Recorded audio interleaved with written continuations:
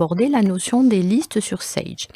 Alors nous allons aller ouvrir une liste, par exemple dans Structure, le plan comptable.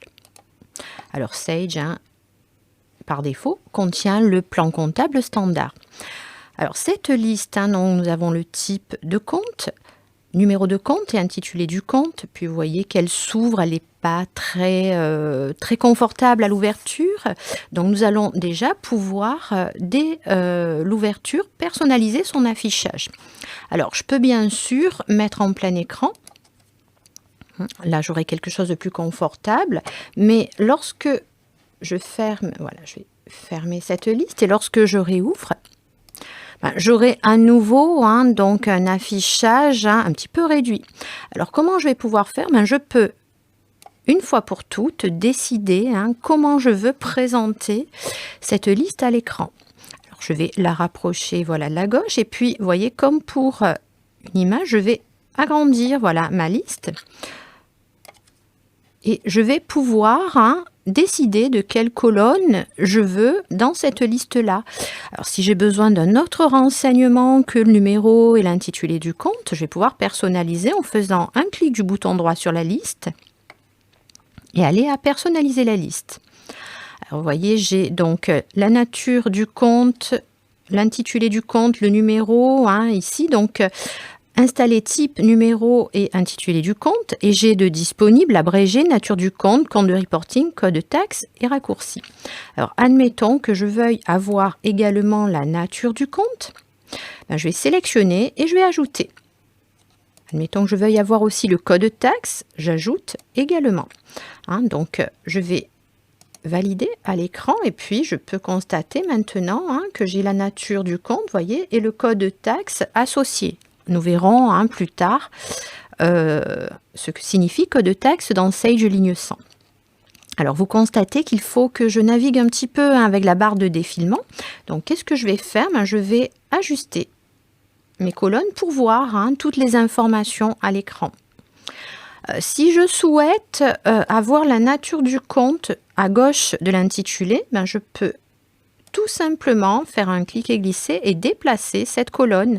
Voilà, j'ai maintenant la nature du compte à gauche de mon intitulé et le code de taxe à droite. Donc ce qui est pratique, c'est que si je ferme maintenant, après avoir retravaillé donc cet affichage, et que je reviens sur plan comptable, vous voyez que j'ai conservé ces paramétrages-là. Toutes les listes sur Sage peuvent être personnalisées de cette manière. Pour finir, donc, un petit peu, commenter un petit peu ce qui se trouve en haut et sur la droite.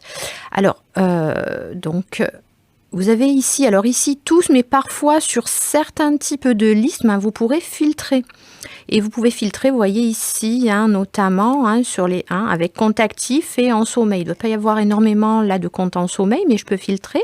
Et puis sur certaines listes, on pourra aller, on va par exemple ouvrir, on va aller sur Structure et sur le plan tiers. Alors vous voyez là, j'ai la possibilité de filtrer par type de tiers. C'est le même type de liste, je pourrais la personnaliser cette liste de la même manière et je peux filtrer par type de tiers.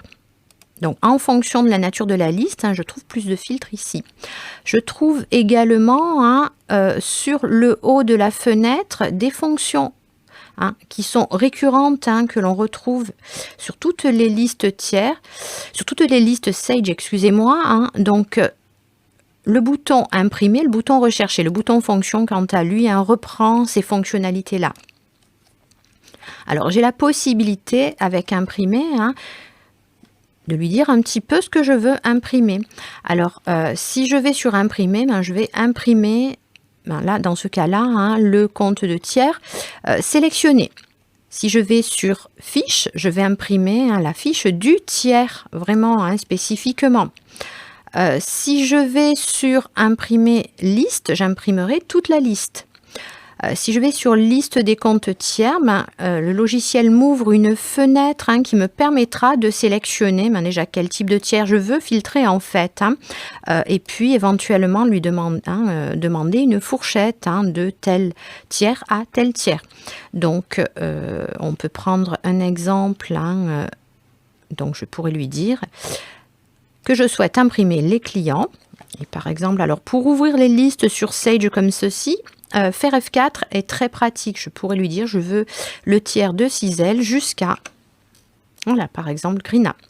Et si je lance, je vais pouvoir imprimer la liste de ces tiers-là. Alors ces fonctionnalités-là, vous les retrouvez à peu près sur toutes les listes. Vous retrouvez aussi une fonctionnalité de recherche, donc que l'on verra dans une autre vidéo.